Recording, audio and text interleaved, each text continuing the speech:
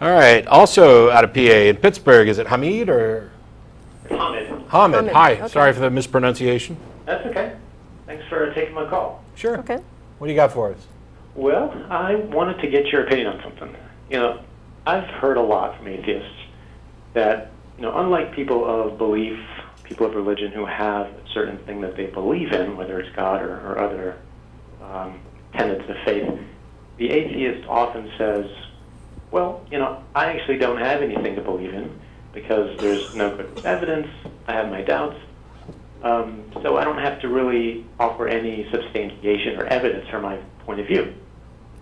Okay. And so I've heard this a lot, that the onus or the burden of proof Oh, okay. is always on Yes. the believer. Yeah, the way you phrased it is kind of one of those things that we hear quite often where atheists have nothing to believe in. That's not true. Atheists believe in all sorts of things. I believe in probably most of the things that you believe in, with the exception of a God. What you're talking about is on the subject of belief in gods, do atheists have some burden of proof? Right.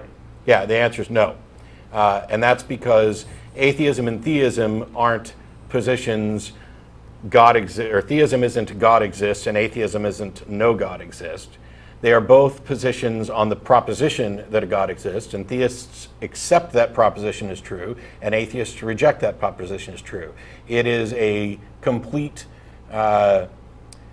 failure of an understanding of the burden of proof to expect atheists to demonstrate that a God doesn't exist. It's the same reason why in a courtroom the onus is on the prosecution. And so you can really view this as the prosecution has claimed that a God exists, and I'm finding that God not guilty of existing. I don't know for sure if that God is completely innocent of existing. I can't know that. That would be the null hypothesis, the thing that could never actually be demonstrated. And so my vote is not guilty. Okay. Well, my opinion on this is that atheists do in fact have some burden of proof, because by virtue of saying that, I don't believe in God, in some sense you're saying that I'm going to take the position that there is no God. No, you don't have to do that. You are based, you're practically Did you taking not that just position. hear the courtroom analogy? Do you think that the defense has a burden of proof? Well, no, the way the legal system is set up is that you are innocent until proven guilty. Right, and the Right. way we evaluate existential claims is that nothing exists until it's demonstrated to exist. Well, generally speaking, but there are times where you have to assume that something exists, even if you don't have good evidence. No, you No, don't. why would you ever do that? No. Only because the alternative also becomes less believable. Now, in the case of No. atheism, No. if Can you're you give an gonna say example of this? There is no God. Can you give an example of this wild-ass assertion you just made? Okay, that it's, I will, and I'll give an example when it Okay. comes to theism. If you're going to say that there is potentially, now there are two possibilities, right? There either is God or there isn't, correct? Correct. So one of those two has to be true. Correct. So if you're going to say, well, I think it's more likely that there is no God, because as an atheist, that's what you're saying. You're saying it's more likely that there is no No. God. No. Correct? No. No? No, we've explained to you So is that it you more don't likely have to there say is a that. God? No, what we're saying is that we don't believe. I understand, but which is more likely in your point of view? What I'm saying is that you haven't presented evidence sufficient for me to accept your claim that a God exists. It may be the case. If you do, I will That's fine. believe. I haven't tried to prove that God exists. I'm Well, simply asking fine you then. what you think is more likely. The answer is, I don't know. It may be the case that we can't determine which one is more likely. However, if you'd like somebody to defend the case for anti-theism, the position that it's more likely that a God doesn't exist, that can be done too, and I'm happy to do it, but that isn't atheism, and it's not anything that I'm required to do. And I'm very reluctant to allow people to shift the burden of proof, because it is theism that has that burden of proof, because they are making an assertion that the proposition some God exists is true. But I think you're making that assertion right now to say that the burden of proof is on the theist. Okay, look, I'm not going to I argue. think you have No, possibilities that are mutually exclusive. Stop. And if we're going to Stop, you. Listen to me. There are two possibilities. A God exists or no God exists. Right. That is about what is actually true. Theism and atheism both address only this one proposition, It is what is your belief about this proposition, much in the same way that the defendant is actually guilty or innocent, but we only address the question of guilt. And you either believe that the defendant is guilty or you do not believe that the defendant is guilty. And saying that you do not believe the defendant is guilty does not mean that you believe the defendant is innocent, and it does not mean that you have made any kind of statement about which is more likely. It means that you have not been convinced of the burden of proof that is on the actual claim. That's it. Can I discuss that example then that you bring up? Sure. All right, so if you have someone who's convicted or accused of a crime, and you would like to take the position that he's innocent until proven guilty. Okay, fine. The burden of proof is on the accuser.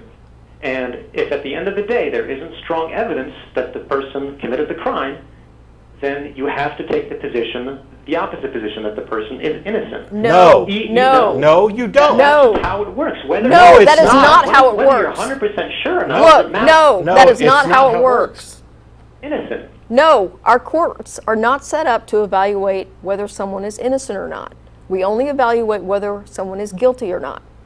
Okay, fine. someone Let's is- say, look, fine. if I'll someone change is- my language. Let's just say you take the position that they're not guilty. Right. There you Okay, go. so, but That's it. practically speaking, did the person commit the crime or not? We don't know. We don't know. And so which is more likely? We don't know. We don't know.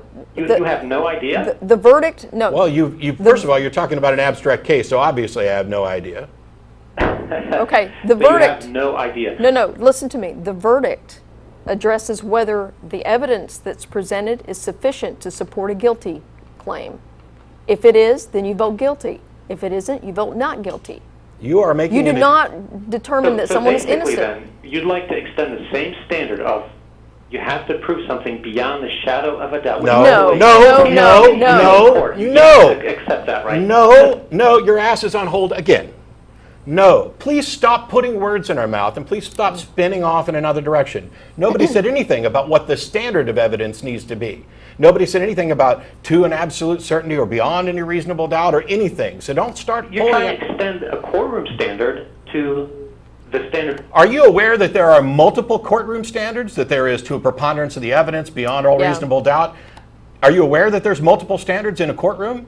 Okay, well, if you want to take that standard, that beyond reasonable doubt, reasonable, that's sort No, of- no, you idiot. I have not said any standard. You brought up the standard. I'm saying the standard is the part of the conversation we haven't even got to, because you are making the gross error of trying to address two prongs of a dilemma simultaneously.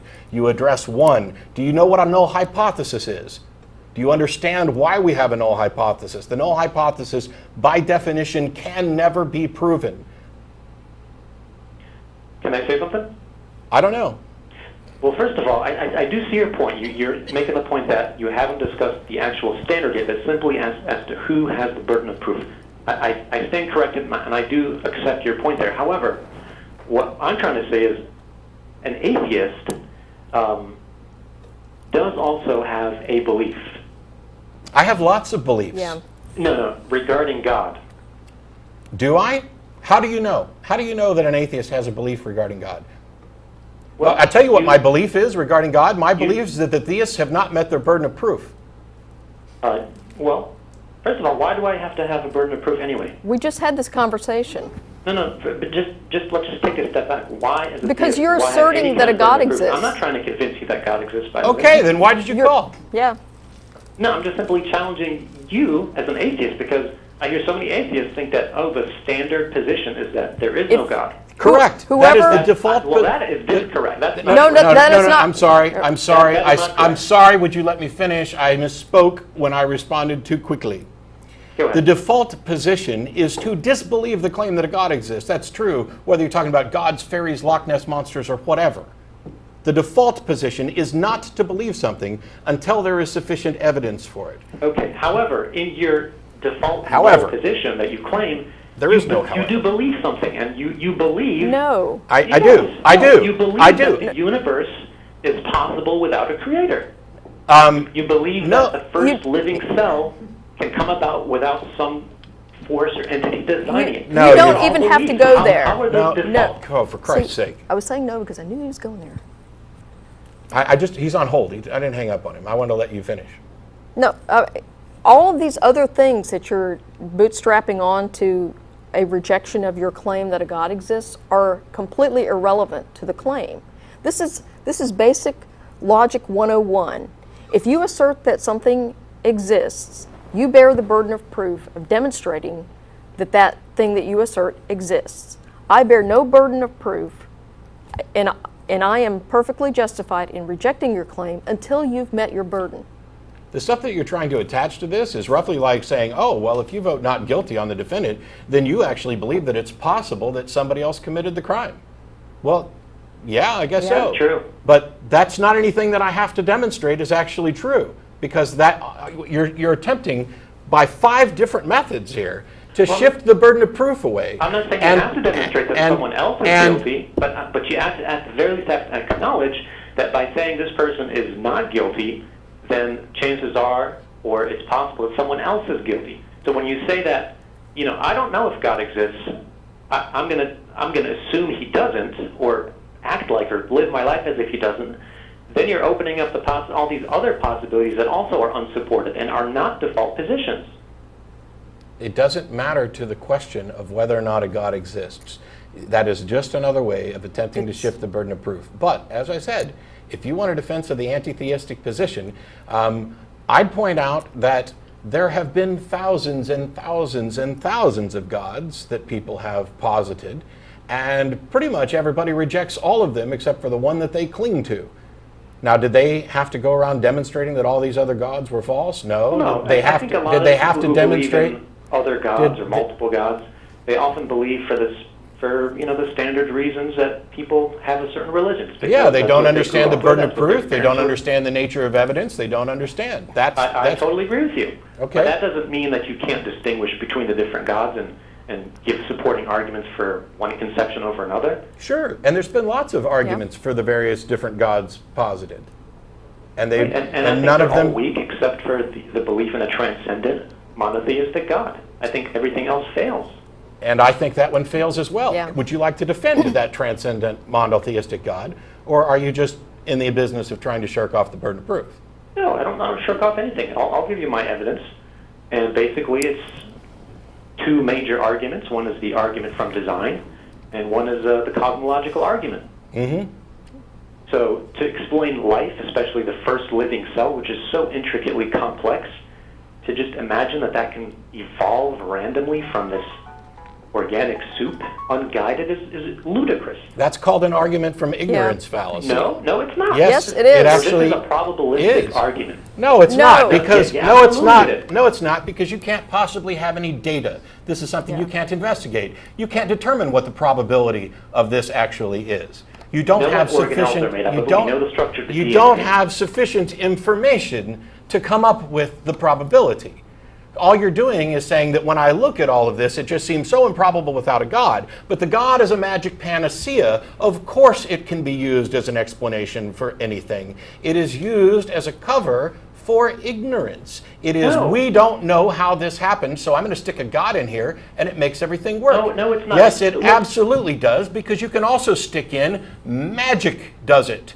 And you end up with the exact... No. It's totally different. It's like a forensic pathologist looking at a deceased person. No, it's not, because a forensic pathologist has other information. You have exactly one universe, and you cannot go back in time. What was that? A forensic pathologist has a large body, a collection of bodies, some of them large, with which to pull together information and a history of information with which to determine the probability of something. They can determine the probability of certain outcomes because we have many, many trials. We have many, many points of data. You have exactly one universe, and you know of one planet on which life exists. You do not have the data set to determine the probability. But actually we can determine probability, and that's because we know all the different components of a living cell. No, you don't. No, you don't know everything. You don't know what it was like in the past. You don't know everything that's actually required. And the scientists that have spent time actually studying this and demonstrating that it's possible for the building blocks of life to arise from purely naturalistic causes disagree with you. So why haven't you gone out and got a Nobel Prize to solve this. You know for a fact, and I do, that the most brilliant scientific minds these days cannot, in a laboratory, put together a cell from the known building blocks. You cannot synthesize a cell. How does that happen? Which is absolutely irrelevant, because that's not how cells arise. Our inability to reproduce something has no bearing on the discussion at all. That's like, and plus you're doing it as if we are now at the pinnacle of scientific knowledge. What if we're not at the pinnacle of scientific knowledge, which I'd argue that we're not? That's like saying that only God can make a baby. There's no way for a sperm to get inside an egg cell other than God. Well, guess what? We got lots and lots of ways of doing it now. You're starting. You very well know that a building cannot be built by itself or a car correct. by itself. Yes. You can't just throw parts together. Correct. But do you know how? You can't do correct. that. It doesn't happen that way. It's correct. improbable. Correct. It's not just improbable. I'd go so far as to say that it is practically impossible. Do you know why? Do you know how you recognize that a building was built? Because we have evidence of buildings being built. Because all of the evidence that we have shows certain structures are built. And we have no evidence that these structures arise on their own. We also have no evidence that these structures have any mechanism for self-replication, which does not apply to life. Matt, here's the key. Here's the key with recognizing design. It's that if you see it, you know it's there. You don't. Wrong. You recognize design not because of complexity and not because you see it. You recognize design by contrasting it with nature. X occurs naturally. Y does not occur naturally. Y is recognized as designed.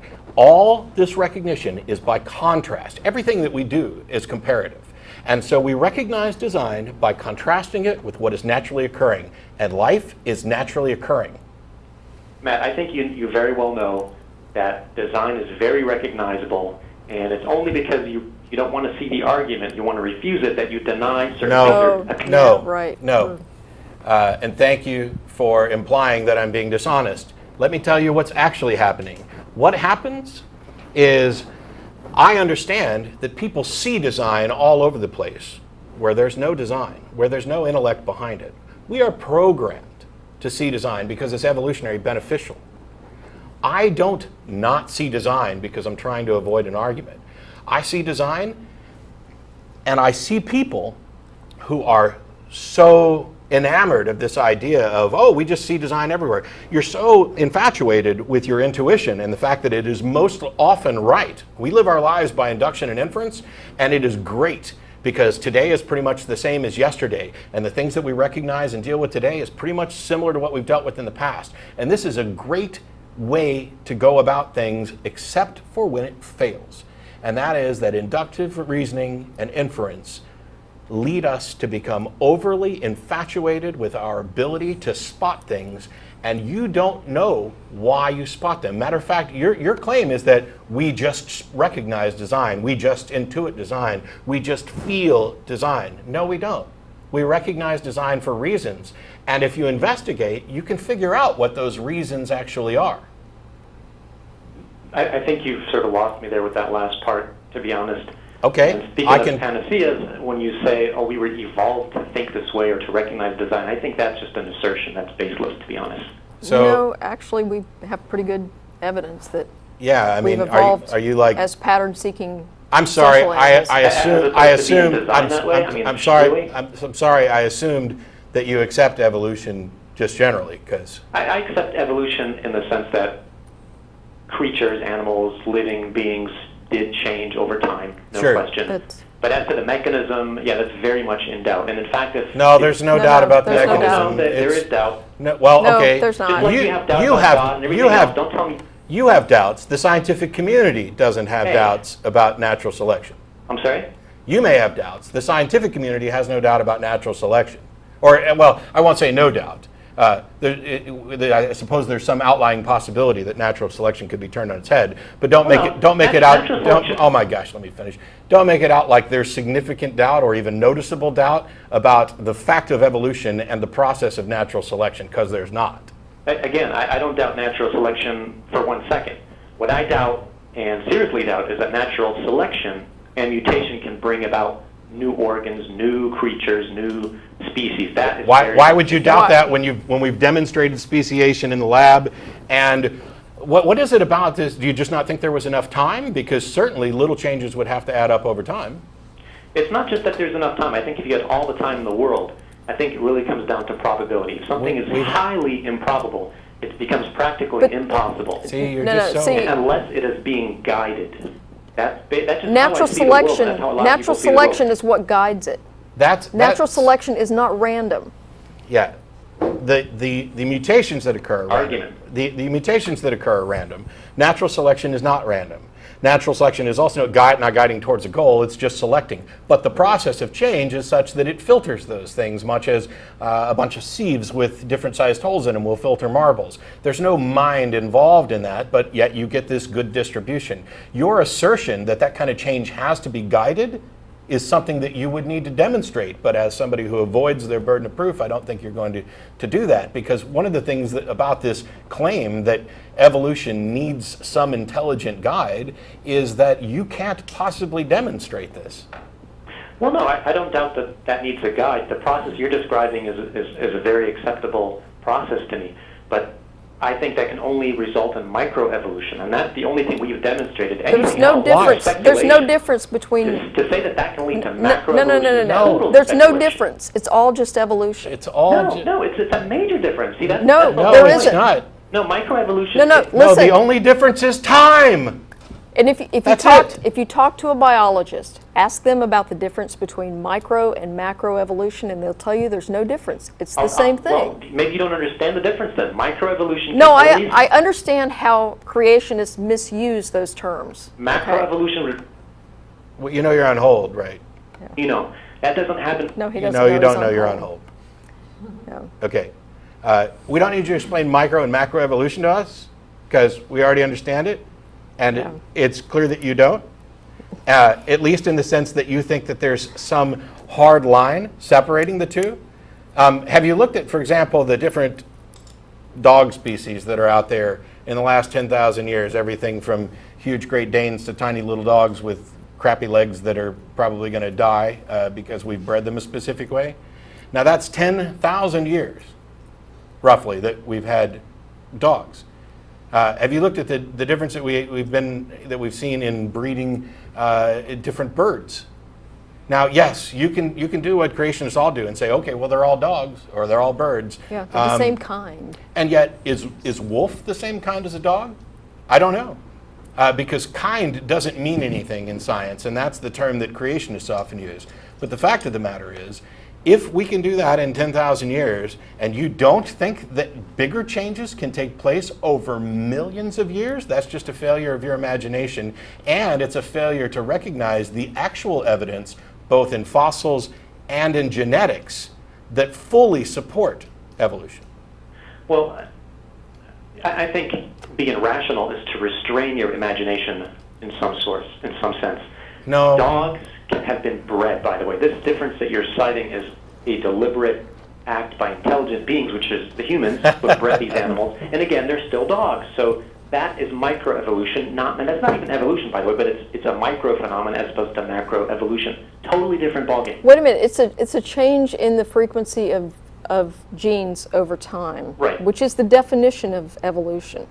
Well, that broad definition does not cite a mechanism, and it's so not therefore a- that's acceptable No, by no, no, no. unless you're totally irrational, that's acceptable by everybody. It's the mechanism No, really. no, no, no, no. that's doubt. No, listen. Yes. Evolution is the change in gene frequency over time. There are mechanisms that drive that.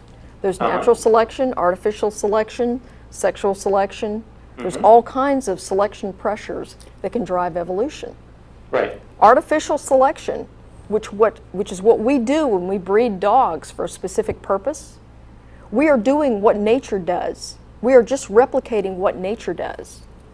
No, nature doesn't have any foresight. It doesn't say, well, we need dogs that Correct. Correct. are stronger Exactly. or bigger So or you longer. do So it doesn't understand do that. evolution is an unguided process. Right. What happens is what selection pressures dictate. Okay, well, if you're saying it's unguided, I'm saying that there's no way it can explain the speciation And we yet have it today. does. And yet it does. You're asserting it does. That's No, no, what I'm questioning. I'm there's- saying if this Listen, happened... listen as to you me. say, No, no, no. Listen to me. Your assertion is that it can't, and you need to actually demonstrate that. Demonstrate that it believe in the can't. power to guide. Not all only right. that, but that evolution happened and that it continues to Oh, he happen accepts is a that. fact. I'm That's a saying fact. that your assertion that evolution can't explain this is one that you need to demonstrate.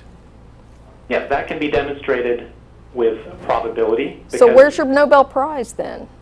Where's my Nobel Prize? Yeah, because Well, maybe you I'll would have it later. absolutely win a Nobel Prize if you overturn evolution. Yeah, and By so the way, would, that's never going to be a criteria for knowing what is a true belief or correct Right. position as to who gets Nobel Prize, especially if Well, the no, but- scientific community is already bent on this evolutionary concept. You know why? and now Yeah. you're done. No, you're done. If you're going to start asserting that there's some kind of grand conspiracy, then you No, are... it's not a conspiracy. No, that's not at all what I'm saying. But That is exactly there are what you're certain saying when you indications- imply that the scientific community is bent on something, so nobody with that opposing view is going to be taken seriously. They'll be taken seriously just as soon as there's evidence, and you need to ask yourself, why has nobody been able to produce this evidence? This is the Nobel Prize is just a little snark comment. The fact of the matter is that the intelligent design community, as they like to call themselves, has presented us bupkis. They have not been able to demonstrate anything. They've even gone out and set up their own journals so that they can start claiming that they have peer-reviewed journals, but journals are only as good as the peers. Look, man, it's easy to blackball people and block them out, and And see- it's and there not you to go. say that there's a conspiracy. go. That's just That's too, exactly what That's you're exactly saying. what you're fantastic saying. of a statement. No, but you have ingrained institutions, and that's just the way things work. If Yes, you're going to the be an scientific outsider, method you're is not going to get ingrained funding, in you're not going higher to get promoted. That's education. just how it works. So nobody Look, seriously if is going to you- promote these ideas. If you think for a second that somebody with a testable hypothesis to overturn evolution would not immediately become incredibly well-funded, and the religious groups alone, the Templeton Foundation Yeah. would pay millions for that. I know, that would be independent funding, though. That's not what a lot of academics want. They want validation through the academic community. It's just a different You world. think you wouldn't get validation if you overturned evolution? If you actually provided actual evidence and data that overturned the model for any discipline of science, I mean, Listen, by the way, nobody's going to be in a hurry to overturn evolution from a scientific standpoint, because it does happen to be practically the only naturalistic explanation for the universe, or at least life on Earth, and that is valuable for science. I think that's fine to have theories like that, but as a rational being, I'm just not going to accept whatever the scientific community forces upon me. If I don't believe it, it's no just one's not forcing it believable. on you. no one's forcing it on you, and Well, no, but they like to teach it like it's dogma. You've claimed that it's It a fact is- already on your show. evolution It's is not a fact. evolution is a fact. Yeah. Evolution Well, okay, if it's evolution is a fact. Things change. evolution, they're implying Wow. a mechanism that is naturalistic, unguided.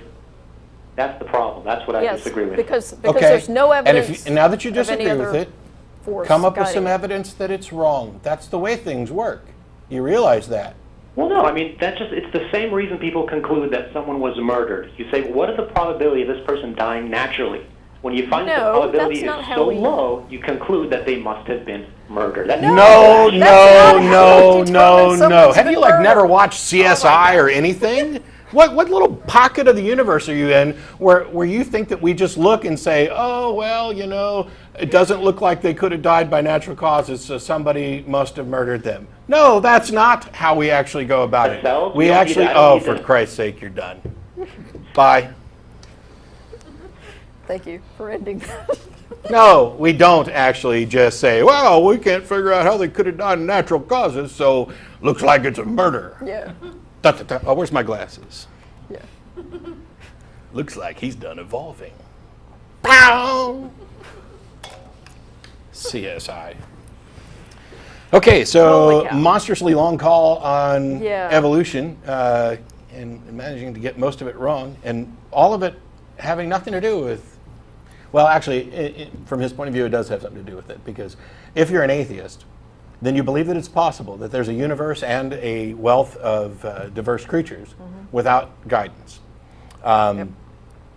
I don't have any problem with saying that I not only think it's possible, I think that that's probably the best explanation. We never really got around to defending the anti-theistic position, which, you know, if you want to call back and pay attention, I'd be happy to actually do that, because I think it's kind of straightforward. Yeah. Well, and one aspect of the anti-theist position is if you take what it says in Genesis, for example, about the order of creation, and you compare it to what we know about evolution. Hey, they got that wrong. They got that totally wrong. Yeah. And there's actual evidence to back up the evolution side of it. So, Yeah, it's really difficult. By the way, we're out of time. They put up the list of people who actually make the show happen. The rest of us just show up and talk. But we'll see you next week. I won't be here. I'll be in Denver for a convention. And maybe we'll talk more about anti-theism the next time I'm back on. Bye-bye. that'd be good.